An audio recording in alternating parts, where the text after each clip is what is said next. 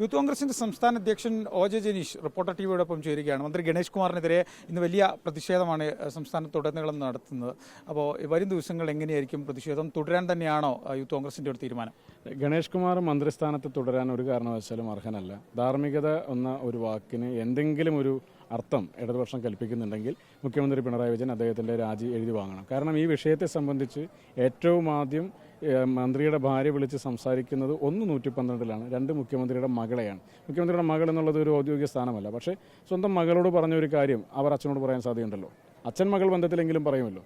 അപ്പോൾ അങ്ങനെ ഒരു കാര്യം അറിഞ്ഞ ഒരു വസ്തുത 3 ദിവസക്കാലം അദ്ദേഹം മൂടിവെച്ചു. പി ടി കുഞ്ഞുമുഹമ്മദിൻ്റെ പരാതി 13 ദിവസക്കാലം മൂടിവെച്ചു എന്നതുപോലെ തന്നെ ഇവിടെയും 3 ദിവസക്കാലം മൂടിവെച്ച് അദ്ദേഹത്തിന് ഈ വിഷയം സെറ്റിൽ ചെയ്യാനുള്ള എല്ലാവിധ സാഹചര്യങ്ങളും ഒരുക്കി കൊടുത്തത് ഇതേ സർക്കാരാണ്. നമ്മൾ വരും ദിവസങ്ങളിൽ ഇതുമായി ബന്ധപ്പെട്ട സമരം തുടരുമോ? മന്ത്രിയെ തടയോ? എന്താണ് നമ്മുടെ സമര പരിപാടി? അതുകൊണ്ട് തന്നെയാണ് ഞാൻ പറഞ്ഞത്, ഈ വിഷയം ഇന്ന് പരാതിയില്ല എന്ന് അദ്ദേഹത്തിൻ്റെ ഭാര്യ പറഞ്ഞു എന്നുള്ളത് കൊണ്ട് വിഷയം അവസാനിക്കുന്നില്ല. പരാതി ഇല്ലാതായതിൻ്റെ പുറകിൽ ഇടപെടലുകൾ ഉണ്ടായിട്ടുണ്ട്. അപ്പോൾ അതുകൊണ്ട് തന്നെ മന്ത്രിക്ക് തുടരാനുള്ള യാതൊരുവിധ അർഹതയുമില്ല. അദ്ദേഹത്തിനെതിരെയുള്ള സമരം അത് തുടർന്നുകൊണ്ടേയിരിക്കും. ഇനി അദ്ദേഹം രാജിവെക്കുന്നത് വരെ യൂത്ത് കോൺഗ്രസിൻ്റെ സമരം ഉണ്ടാകും. രാജിവെക്കാൻ തയ്യാറാകുന്നില്ല എങ്കിൽ ഈ സർക്കാർ കാലാവധി കഴിയുന്നത് വരെ കടിച്ചു തൂങ്ങാനാണ് അദ്ദേഹം തീരുമാനിക്കുന്നത്.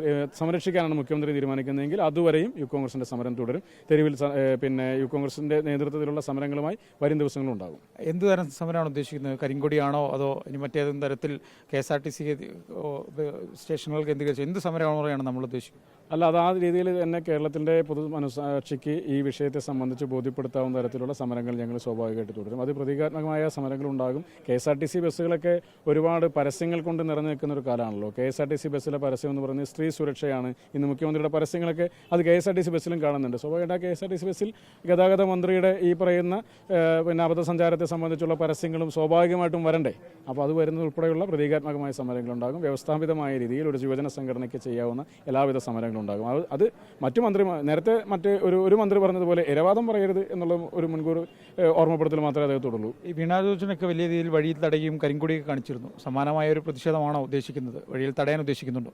തീർച്ചയായിട്ടും വീണ ജോർജിൻ്റെ വിഷയത്തിൽ കേരളത്തിലെ ഏറ്റവും സാധാരണക്കാരായ ജനങ്ങൾക്ക് ചികിത്സ നിഷേധിക്കപ്പെട്ട സംഭവങ്ങൾ ഉൾപ്പെടെ ഇരകളാക്കപ്പെട്ട ഒരുപാട് കുടുംബങ്ങളും ഒരുപാട് വ്യക്തികളും ഉണ്ടായിരുന്നുകൊണ്ടാണ് അത്തരത്തിൽ രൂക്ഷമായ സമരങ്ങളിലേക്ക് നമ്മൾ പോയത്. ഇദ്ദേഹത്തെ സംബന്ധിച്ച് ധാർമ്മികമായ ഒരു ഉത്തരവാദിത്തം അദ്ദേഹത്തിന് മന്ത്രിസ്ഥാനത്ത് തുടരാനുള്ള അർഹതയില്ലായ്മയും ഭരണഘടനാപരമായി മന്ത്രിസ്ഥാനത്ത് ഇരിക്കുന്ന ഒരാൾ പാലിക്കേണ്ടുന്നതായ അനാവശ്യമായ ഇടപെടലുകൾ ഈ വിഷയത്തിൽ അദ്ദേഹത്തിൻ്റെ പരാതി പിൻവലിപ്പിക്കുന്നതുമായി ബന്ധപ്പെട്ട കാര്യത്തിൽ അദ്ദേഹത്തിന് ഉണ്ടായിട്ടുണ്ടെന്നുള്ളതാണ് നമ്മൾ മനസ്സിലാക്കുന്നത്. അപ്പോൾ ഗണേഷ് കുമാറിനെതിരെയും യൂത്ത് കോൺഗ്രസിൻ്റെ സമരം തുടരും. അത് നാളുകളിലും ഇന്നും നാളെയുമായി എല്ലാ ജില്ലകളിലും മാർച്ചുകളും പ്രതിഷേധങ്ങളുമുണ്ട്.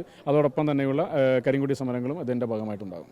അപ്പം തന്നെ ഈ രാഹുൽ മാങ്കൂട്ടം വിഷയവുമായി ബന്ധപ്പെട്ട് പലരും വലിയ തോതിൽ വിമർശനം ഉന്നയിച്ചിരുന്നു. പക്ഷേ ഈ ഗണേഷ് കുമാറിൻ്റെ വിഷയം വരുമ്പോൾ അത് അദ്ദേഹത്തിൻ്റെ സ്വകാര്യ വിഷയം എന്ന് പറഞ്ഞുകൊണ്ട് ഒതുക്കുകയാണ്. അപ്പോൾ ഒരു ഇരട്ട നീതി 2 വിഷയങ്ങളിലുണ്ടായോ? ഉറപ്പാണല്ലോ. രാഹുൽ മാങ്കൂട്ടത്തിൻ്റെ വിഷയം വന്നപ്പോൾ ഒരു ഇമെയിൽ സന്ദേശത്തിൻ്റെ പേരിൽ കേസെടുത്ത ആളാണല്ലോ കേരളത്തിൻ്റെ മുഖ്യമന്ത്രി. അദ്ദേഹം തന്നെ പത്രസമ്മേളനം നടത്തി ധാർമ്മികത ജനപ്രതിനിധികളും പൊതുപ്രവർത്തകരും പാലിക്കേണ്ടുന്ന ധാർമ്മികതയെ പറ്റിയൊക്കെ അദ്ദേഹം സംസാരിച്ചാണ്. സ്വന്തം ക്യാബിനറ്റിലെ മന്ത്രിയോട് അത് പറയാനുള്ള ഉത്തരവാദിത്വവും കേരളത്തിലെ മുഖ്യമന്ത്രി പിണറായി വിജയനുണ്ട്. അത് അദ്ദേഹം പാലിക്കാൻ വേണ്ടി തയ്യാറാകണം. ഈ മന്ത്രിയും ഒരുപാട് ഉപദേശങ്ങളൊക്കെ നടത്തിയ ആളാണ്. ഇദ്ദേഹത്തിൻ്റെ ഗോവിന്ദചാമി ഗണേഷ് കുമാറിനെ കണ്ടാൽ ഗോവിന്ദചാമി ഗണേഷ് കുമാറിനെ ഉപദേശിക്കും. ഇങ്ങനെയല്ല വേണ്ടത്. അത്രമേൽ അധപതിച്ച ഒരു രീതിയാണ് ഗണേഷ് കുമാറിൻ്റേത് എന്നുള്ളതാണ് നമ്മളിവിടെ വരുമ്പോൾ കാര്യങ്ങൾ മനസ്സിലാക്കുന്നത്. എന്തായാലും യൂത്ത് കോൺഗ്രസ് വരും ദിവസങ്ങളിലും പ്രതിഷേധം തുടരും. മന്ത്രിയെ തടയാൻ ഉൾപ്പെടെയുള്ള സമരമുറകളിലേക്ക് കടക്കാനാണ് യൂത്ത് കോൺഗ്രസ് ഉദ്ദേശിക്കുന്നത്. കൊല്ലത്തുനിന്ന് വീഡിയോ ജേർണലിസ്റ്റ് അബു താഹിറിനൊപ്പം റിപ്പോർട്ടർ AV ജയശങ്കർ.